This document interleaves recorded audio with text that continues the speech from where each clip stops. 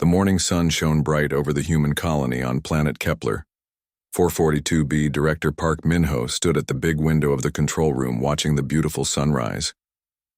He smiled as he thought about his wife, Dr. Kim Sola, who was working in the science lab below the colony, had been their home for 3 years, and everything was perfect.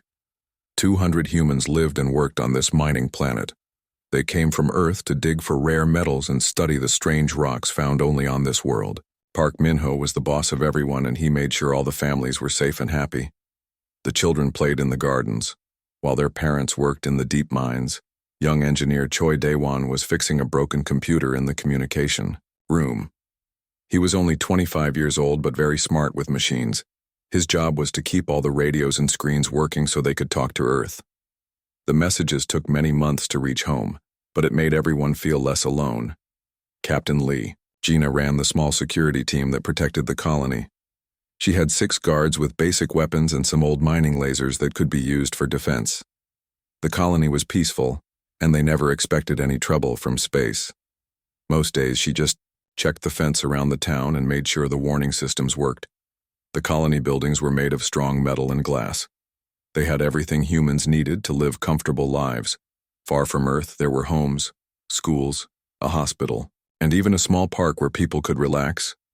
The air was clean and the gravity felt almost like home. Everything seemed safe and normal. But that morning something was very wrong in space. High above the planet, huge dark ships appeared like black clouds covering the sun. The alien vessels were bigger than anything humans had ever built. They moved without sound, and their metal hulls reflected no light at all. Dr. Kim Sola was teaching her students about the planet rocks when all the lights started flashing red.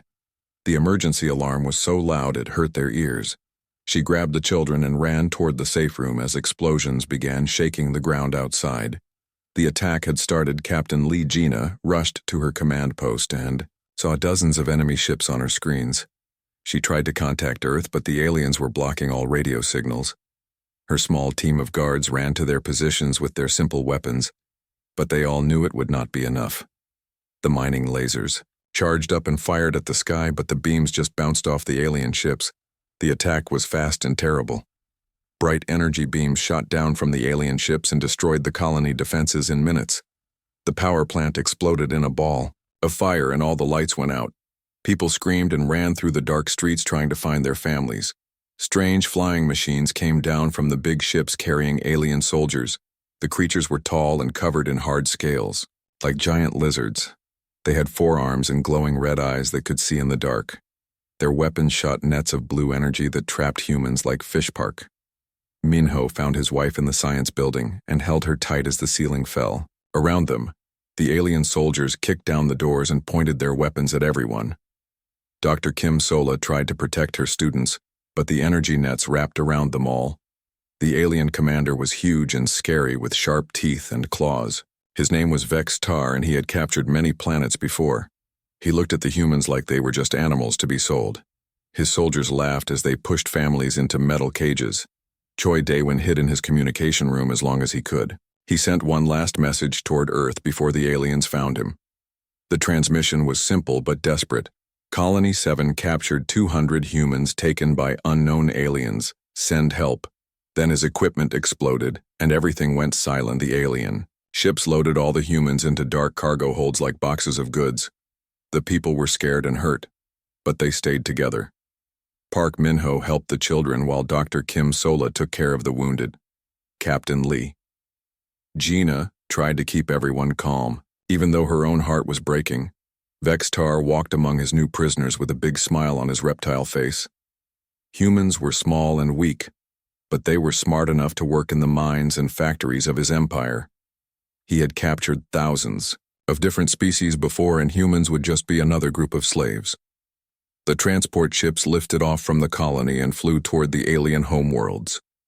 Park Min-ho held his wife and whispered that somehow Earth would come to save them. He did not know how, but he believed in his heart that their home planet would never abandon them. As the ships jumped into hyperspace, the empty colony burned behind them. The beautiful buildings were destroyed, and the gardens were turning black with smoke. The alien raiders had taken everything valuable and left only ruins behind. Far away on Earth, the emergency message from Choi Dae-won would take months to arrive. But when it did, the leaders of humanity would face their greatest challenge ever. An entire colony had been wiped out and 200 citizens were prisoners of unknown aliens, somewhere in the dark of space. The captured humans did not know that Earth had a secret weapon waiting for such a day. Special soldiers called Navy, SEALs who could do impossible things and never gave up. They were trained to fight in any place and rescue people from any danger park. Minho looked through the small window of his prison ship and saw the stars getting farther away from Earth, made a promise to himself and to his wife that no matter how long it took or how far they went, he would find a way to get everyone home. The humans might be prisoners now, but they were not defeated. The alien slavers thought they had won an easy victory against a weak species, but they did not understand that humans were different from other creatures. When humans were attacked, they did not just fight back, they fought until they won, and somewhere in the darkness of space, Earth was already planning to bring its children home. Dr. Kim Sola squeezed her husband's hand and whispered that she believed help would come. The other prisoners heard her words and felt a little bit of hope. The journey to the alien empire would be long and hard, but they would not give up. They were humans, and humans never stopped fighting. The slave ships disappeared into the endless night, carrying their precious cargo toward an uncertain future. But Earth would remember, and Earth would come. The galaxy was about to learn what happened when someone made the mistake of taking humans away from their home. The message from Choi Dae-won reached Earth after traveling through space for many long months. The radio operators at the big station in Australia could not believe what they were hearing. An entire human colony had been attacked by aliens, and 200 people were now prisoners somewhere among the stars. Admiral Song Hyok was sleeping at his home when the emergency call woke him up. He was the boss of all Earth spaceships and had never dealt with anything like this before. His hands shook as he read the report. Colony 7 destroyed all people taken by unknown enemy forces. Within 2 hours, every important leader on Earth was sitting in the secret meeting room deep underground in Geneva.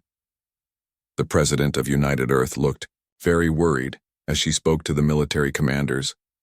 They had always known this day might come, but nobody was really ready for it.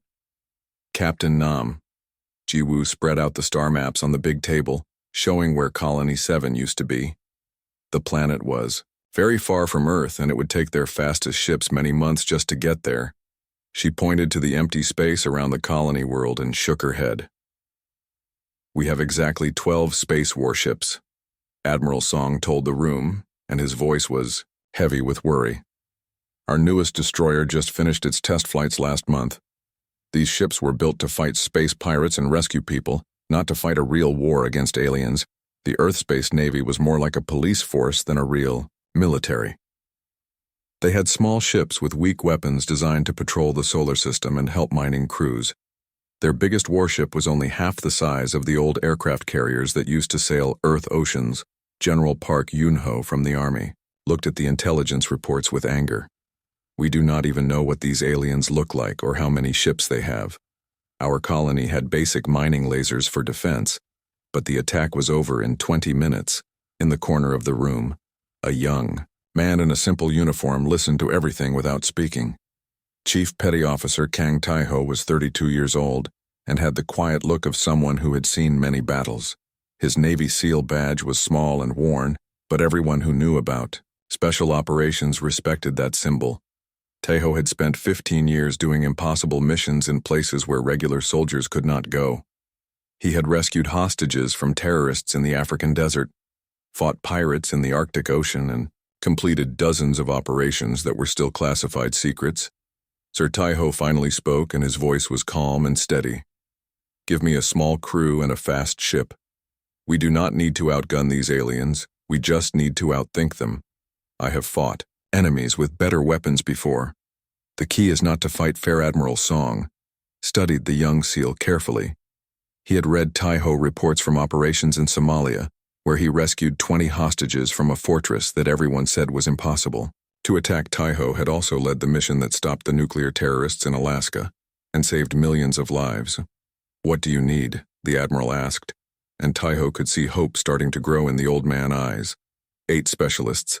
Sir, A stealth. Ship with long-range capability and support from whatever fleet you can spare to make noise while we work. These aliens think they know what humans can do, but they have only seen our miners and scientists. They have never met our warriors. The room fell silent as everyone thought about what Tai-Ho was suggesting. He wanted to take a tiny team across the galaxy to rescue 200 people from an enemy that had just destroyed an entire colony. It sounded like suicide, but nobody had a better plan. Dr. Yoon Mirai from the Science Council stood up and walked to the star charts. According to our long-range telescopes, there are signs of massive industrial activity in several star systems near Colony 7. These aliens must have a huge empire. If they can send fleets to attack us, Captain Nam Ji-woo traced possible routes on the map. It will take our fleet 4 months to reach the area where we think they took our people. By then, the prisoners could be anywhere in alien space. We might never find them. That is why we need to move fast, Tai-Ho said as he studied the tactical displays. I will take my team ahead in the stealth ship while the main fleet follows behind. When we locate our people, I will get them out and signal for pickup. President looked around the room at all the worried faces. Do we have any other options, she asked, but nobody answered. The truth was that Earth had never prepared for interstellar war. They had always hoped that if aliens existed, they would be friendly, or at least leave humans alone.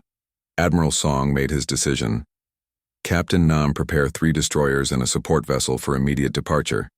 Chief Tai-Ho, select your team and equipment. You launch in 72 hours. This is our only chance to bring our people home. As the meeting ended, Tai-Ho remained behind to study the enemy intelligence reports. The aliens seemed to be called the Vorthak Collective, and they had been capturing other species for hundreds of years. Their ships were much more advanced than anything Earth could build. But Tai-Ho had learned something important during his years of special operations. The enemy with the best weapons did not always win.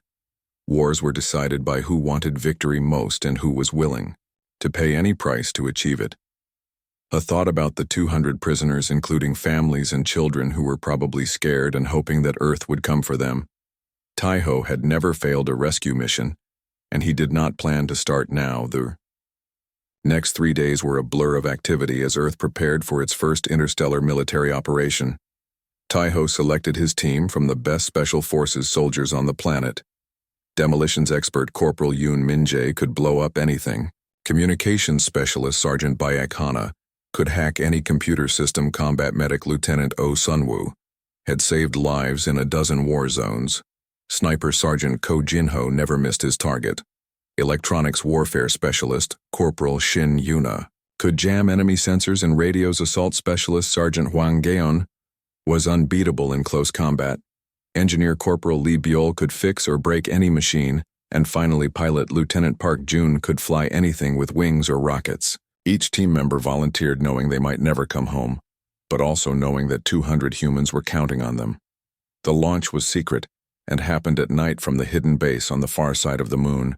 4 Earth warships jumped into hyperspace carrying humanity, hopes for their captured citizens. The alien slavers had made a big mistake when they decided to attack humans as Earth fell away behind them. Tai-Ho gathered his team for final briefings. We are going into unknown space against an enemy we do not understand, he told them. But we have one advantage: they do not expect us to fight back. The galaxy was about to learn that humans were not helpless prey. They were predators who had spent thousands of years learning to hunt. And now they were bringing that knowledge to the stars. The Vorthak Collective thought they had captured weak colonists, but they had actually declared war on the most dangerous species in the universe. The Vorthak slave processing station was like a small city, floating in space around a dead planet. The massive structure had been built over centuries and could hold millions of prisoners from hundreds of different worlds. It was where the alien empire sorted their captives before sending them to work in mines factories and worse places. Inside the prison sections, Park Min-ho had become the leader that everyone looked to for hope. He organized the humans into groups to share food and take care of the sick children. His calm voice and steady hands reminded people of home even in this terrible place. Dr. Kim Sola used her medical training to help injured prisoners with whatever supplies she could find. The alien guards gave them almost nothing, but she made bandages from torn clothing and medicines from plants that grew in the station recycling systems. Her gentle care kept many people alive. The 200 humans from Colony 7 were kept in Prison Block 7, which was deep. Inside the station, the walls were thick metal and the doors were sealed with energy fields that burned anyone who touched them. Guards watched them all the time through cameras and sensors. Captain Lee Gina tried to keep her people ready for any chance to escape. She organized exercise groups and taught basic fighting skills to volunteers. The alien guards thought it was funny to watch the weak humans play at being soldiers. They had no idea how dangerous humans could be when pushed too. The Vorthak guards were huge reptile creatures with 4 arms and skin-like armor. Their leader in this section was Captain Mordek, who enjoyed making the prisoners afraid. He would walk through the cells, picking people to work extra shifts in the dangerous parts of the station. These soft little humans are so amusing, Mordek told his soldiers as he watched the families huddle together for warmth. Their home planet sent some ships to rescue them. But what can such a primitive species do against the might of our empire high above in the command center? Station Commander Grix Null monitored the space around his facility. Long-range sensors had detected 4 small Earth warships approaching the system. They were still days away, but moving fast toward what they thought was a rescue mission. Fleet Commander Zorthak arrived with 24 of the Empire's greatest battleships to deal with the human threat. His vessels were each 10 times bigger than the largest Earth destroyer, and armed with weapons that could destroy planets. The coming battle would be over quickly, but none of the aliens knew that Chief Petty Officer Kang Taiho was already inside their system. His stealth ship had slipped past their sensors like a ghost. In the night, while the Vorthak prepared to crush the obvious Earth fleet, they completely missed the real danger approaching from another direction. Taiho studied the massive slave station through his ship telescopes and counted the defensive weapons. The structure bristled with energy cannons and missile launchers, but most were designed to shoot at attacking fleets, not to stop a single small ship from getting close. Sergeant Bayek Hana worked at her computer console mapping the station electronic systems. The aliens used quantum encryption, but human hackers had learned to break any code during the cyber wars of the 2040s. "Give me 30 minutes, sir, and I can get us blueprints of that whole structure." The stealth ship drifted closer using its special coating to avoid detection. Corporal Yoon Min-jae prepared his explosive charges while checking the station construction for weak points. Every building had places where a small bomb could cause maximum damage if you knew where to look. Lieutenant Oh Sun-woo checked her medical supplies and weapons. She would need to treat wounded prisoners while fighting alien guards at the same time. Combat medic training had prepared her for exactly this kind of impossible situation. The rest of the team made final equipment checks as they approached the station. Sergeant Ko Jin-ho cleaned his sniper rifle, while Corporal Shin Yuna tested the electronic jamming devices that would blind alien sensors. Sergeant Hwang Geon and Corporal Lee Byul studied the station layout, planning their assault routes. 4 months ago, these 8 soldiers had been training on Earth dealing with normal human problems. Now they were about to attempt the most difficult rescue mission in history against an alien empire that had never been defeated. The odds were impossible, but that had never stopped humans before. In space, the Earth fleet led by Admiral Song Hyok moved into attack formation. Captain Nam Ji-woo coordinated their approach while knowing they were probably flying to their deaths. The 3 destroyers Seoul Busan and Incheon, along with the support ship Dokdo, were all Earth could spare for this mission. The Vorthak battleships moved to intercept them like wolves surrounding sheep. Fleet Commander Zorthak smiled as he watched the primitive human vessels approach. They had no idea what kind of firepower they were about to face. The battle would be a massacre, but inside Prison Block 7, something was changing. Park Min-ho gathered the prisoners around him and spoke quietly about hope and resistance. Dr. Kim Sola held her husband's hand while Captain Lee Gina organized the stronger colonists into teams. "We do not know if Earth can save us," Park Min-ho whispered to his people. "But I know they will try. Our job is to be ready when that moment comes. We are humans and we do not give up even when everything seems lost." The alien guards noticed that the humans seemed different somehow.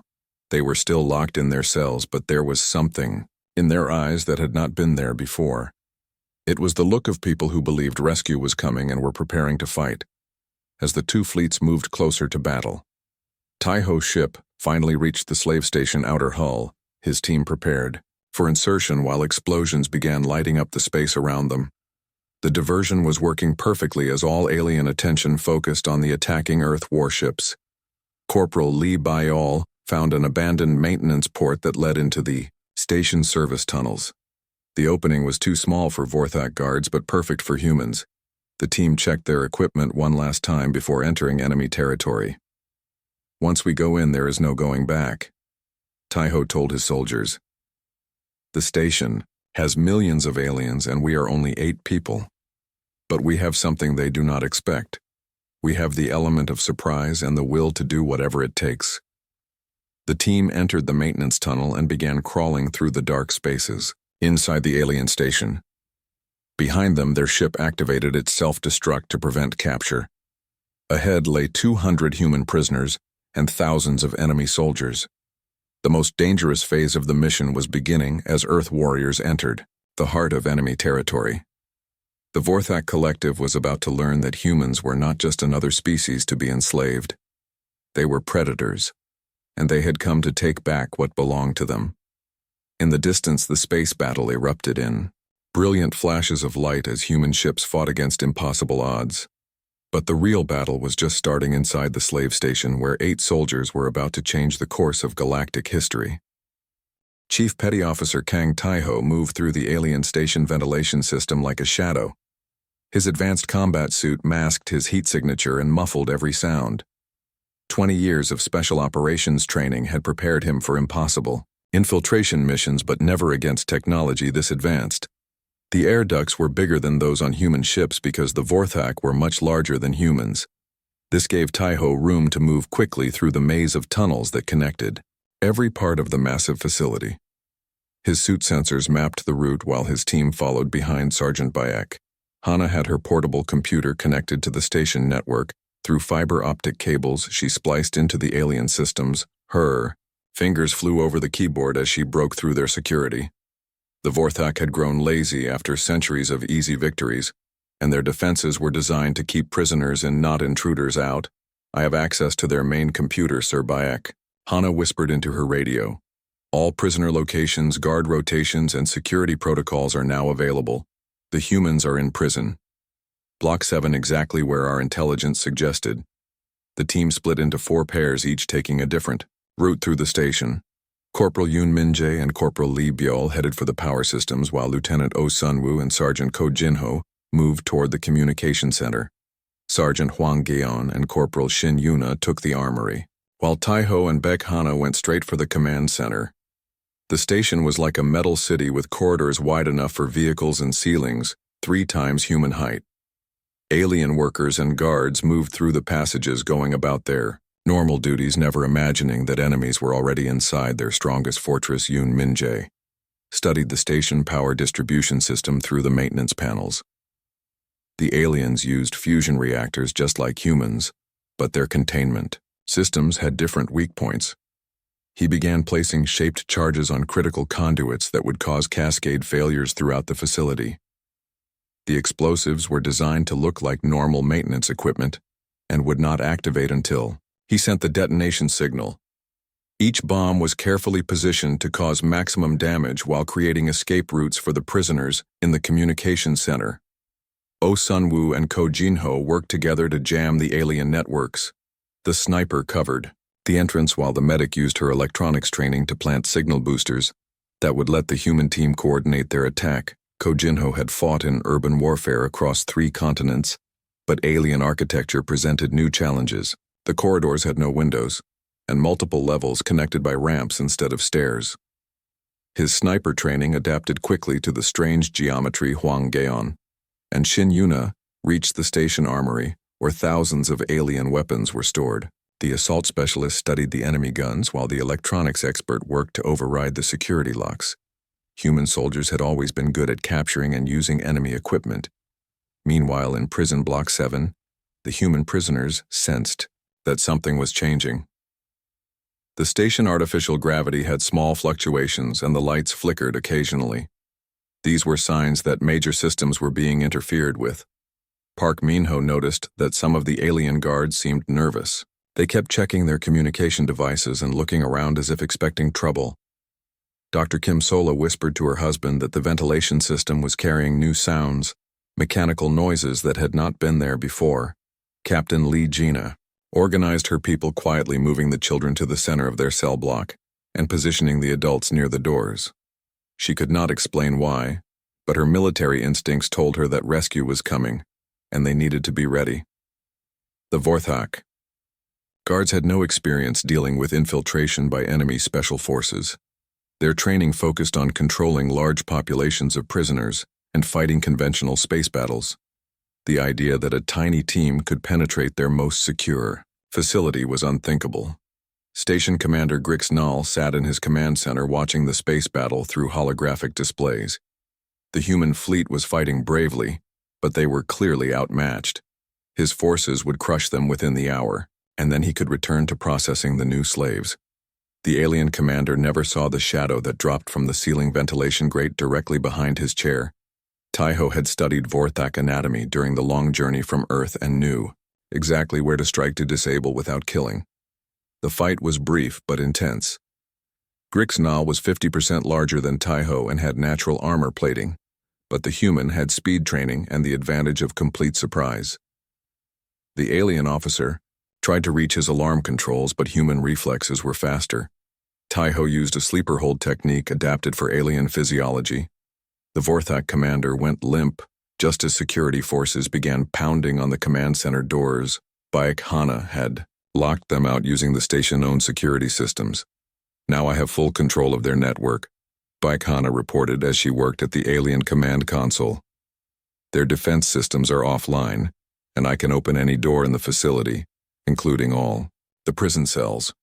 The space battle outside was reaching its climax as Admiral Song Hyuk ships fought desperately against overwhelming odds. The destroyer Seoul took critical hits to its engines, but continued firing while the Busan and Incheon moved. To protect their damaged sister ship, Captain Nam Jiwoo coordinated the desperate defense from the bridge of her flagship, knowing that every minute bought Taiho more time to complete his mission. The crew of the Dokdo worked frantically to repair battle damage while enemy fire rained around them. Back inside the station, alarms began blaring as the Vorthak realized they were under attack from within. Their security teams rushed through corridors trying to find the intruders, but Taiho team had vanished back into the ventilation system like ghosts. The alien guards started checking every maintenance tunnel and service corridor. But humans were smaller and faster than the big reptile creatures. The Vorthak had never faced an enemy that could use their own facility against them. In prison block 7, the cell doors suddenly clicked open as Bayek Hana activated the release systems. The human prisoners looked at each other in amazement before Park Min-ho took charge. "Get everyone ready to move," he called out. "This is our chance." Dr. Kim Sola helped organize the children and elderly while Captain Lee Gina gathered the strongest adults to help carry supplies. They had been planning for this moment, even when it seemed impossible. The Vorthak security forces were in chaos as their own station turned against them. Power failures cascaded through entire sections, while communication systems jammed with static. The carefully organized facility became a maze of confusion and panic. Taiho emerged from a ventilation grate in the middle of prison block 7, and the human prisoners cheered when they saw his Earth military uniform. "I am Chief Petty Officer Kang Taeho, United Earth Navy," he announced. "We are here to take you home." The prisoners could hardly believe that their rescue had actually come. Dr. Kim Sola rushed forward to help treat any injuries while Park Min-ho shook Taiho's hand with tears in his eyes. "How many ships did Earth send?" the colony director asked hopefully. "Just us," Taiho replied calmly. "But sometimes 8 people are enough."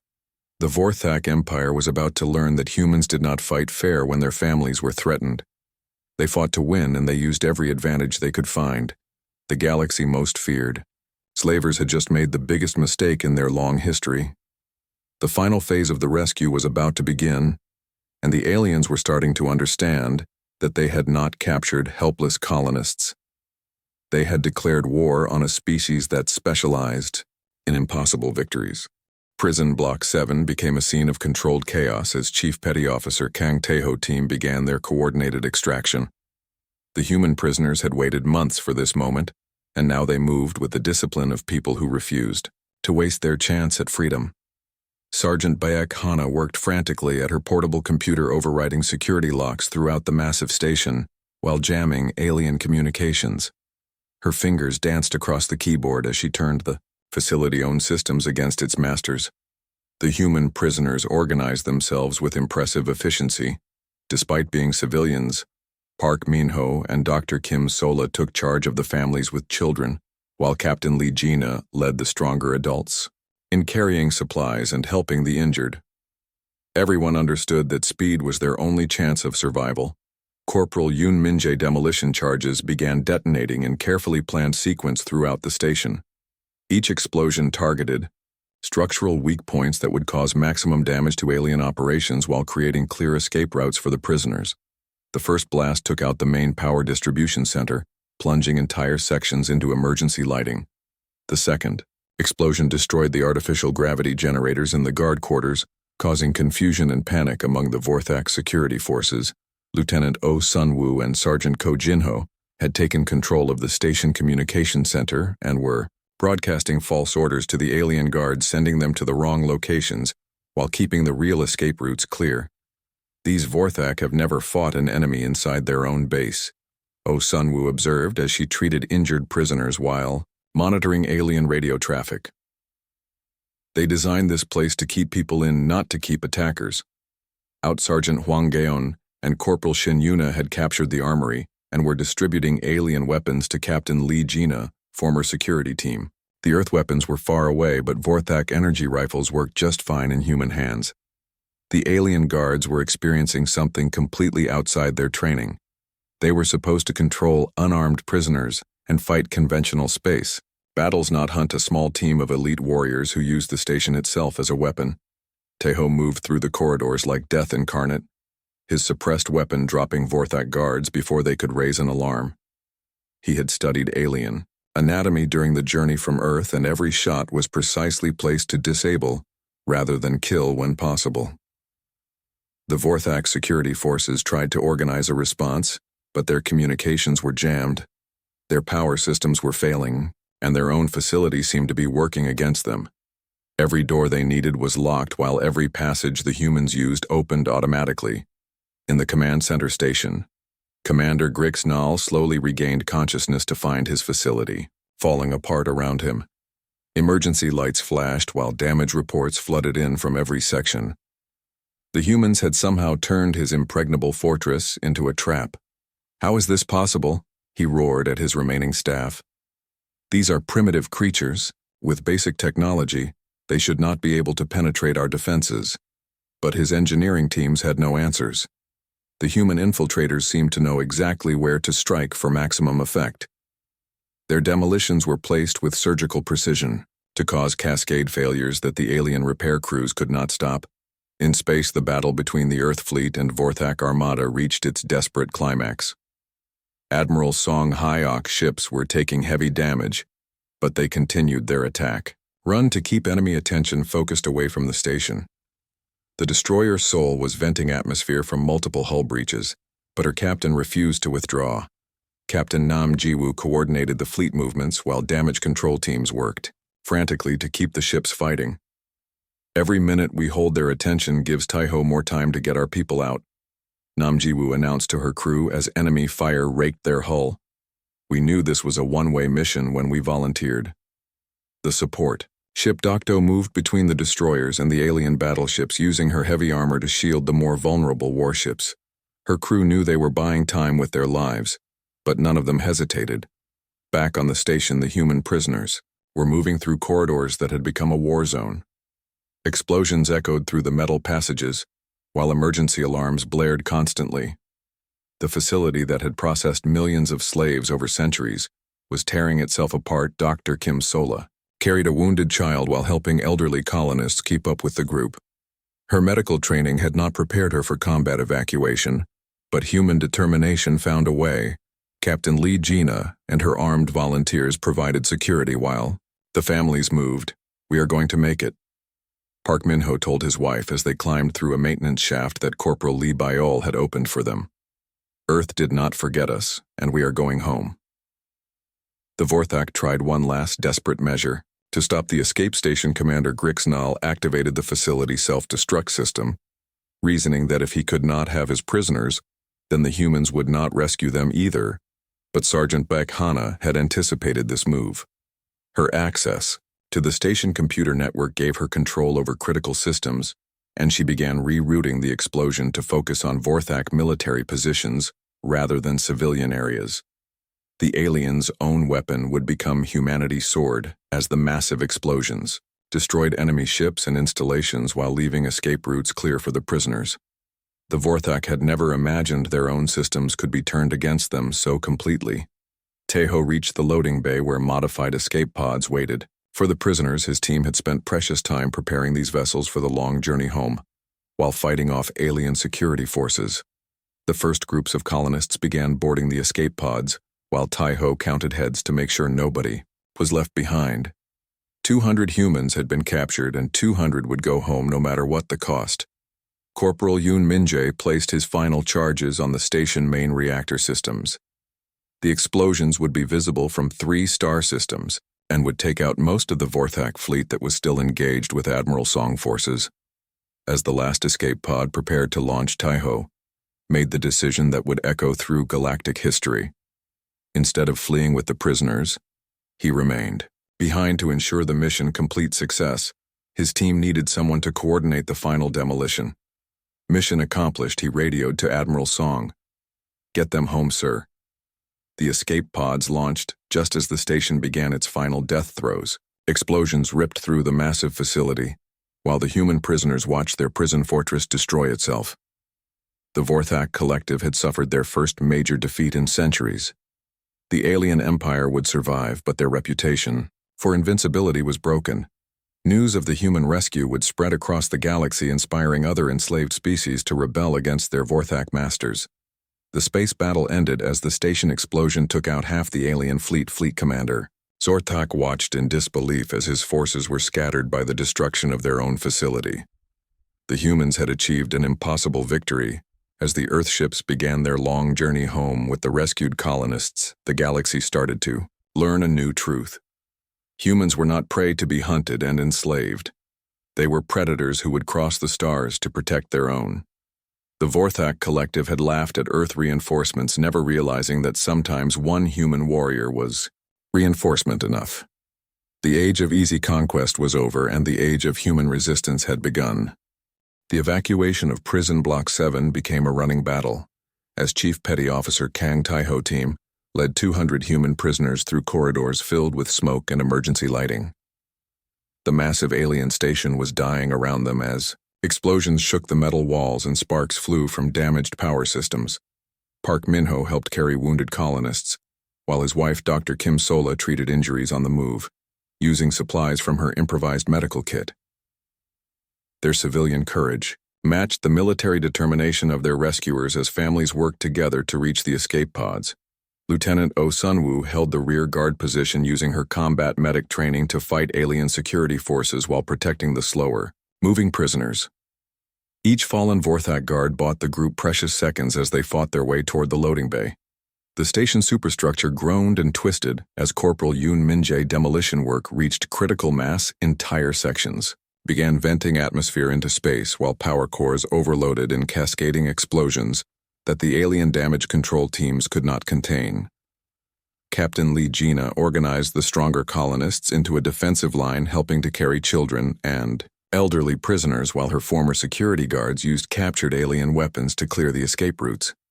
The mining colony security chief had become a warrior again.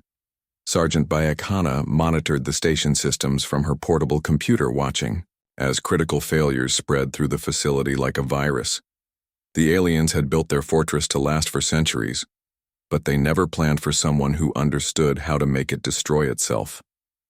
Corporal Lee Baeol had prepared the escape pods with life support systems and navigation computers programmed for the journey back to Earth.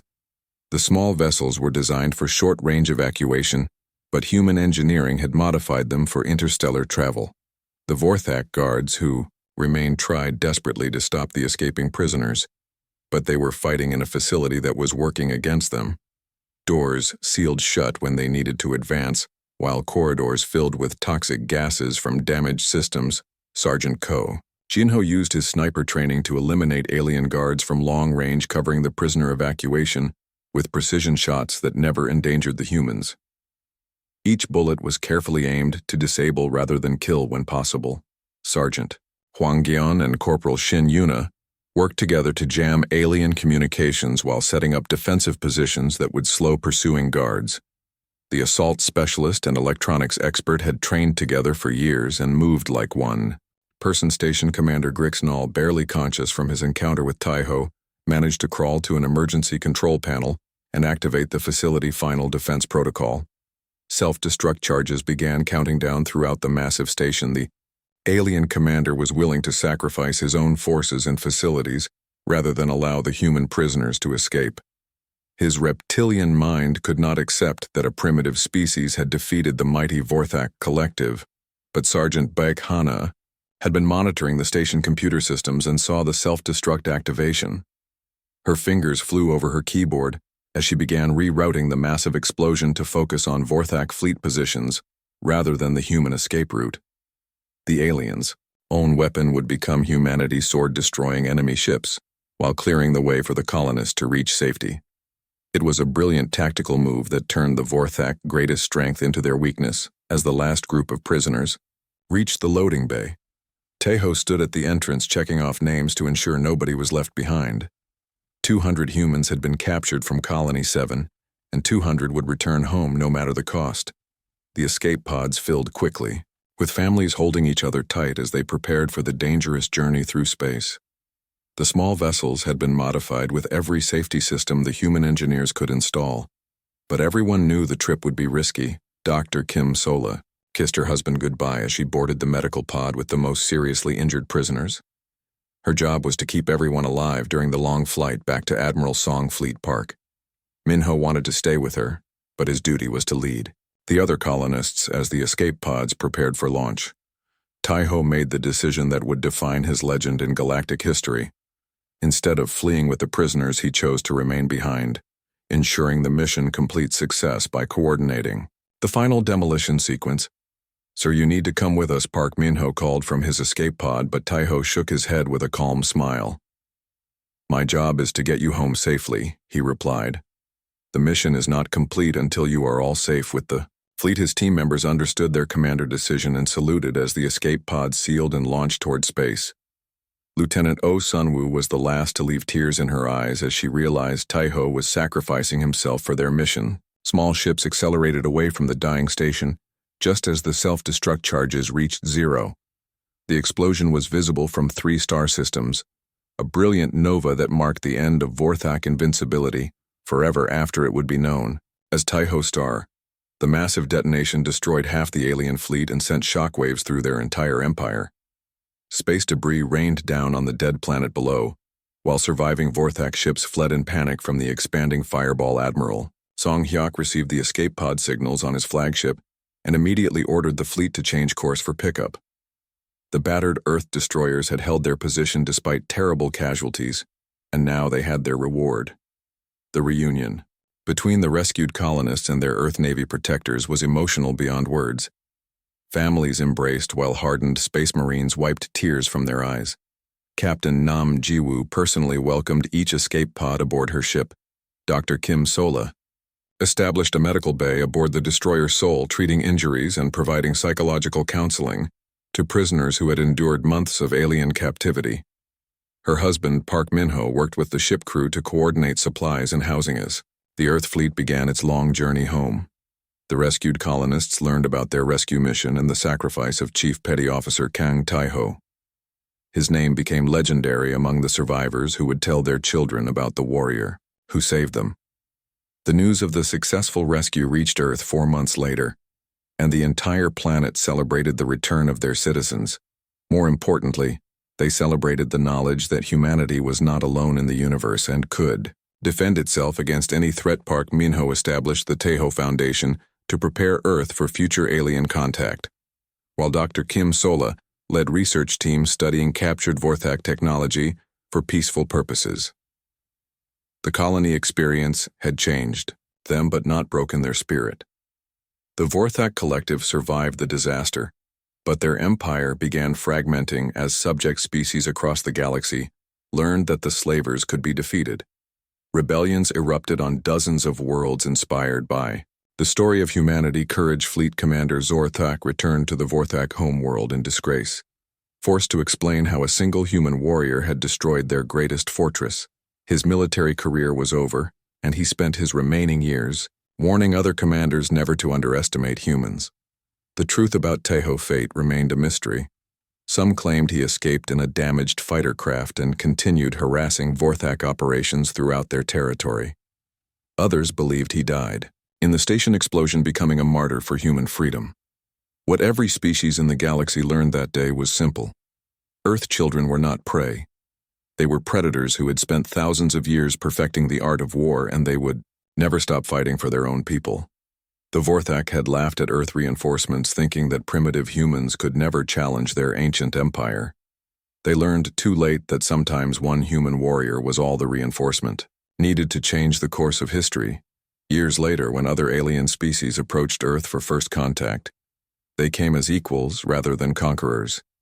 The legend of Teho and his impossible rescue had spread across the stars, establishing humanity reputation as a species that should never be underestimated. The galaxy was a different place after the Battle of Teho Star.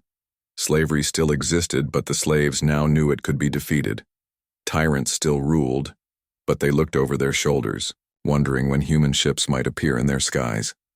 And somewhere among the stars, the spirit of Chief Petty Officer Kang Teho lived on in every human who refused to give up when faced with impossible odds. His sacrifice had bought humanity its place among the galactic community as warriors and protectors.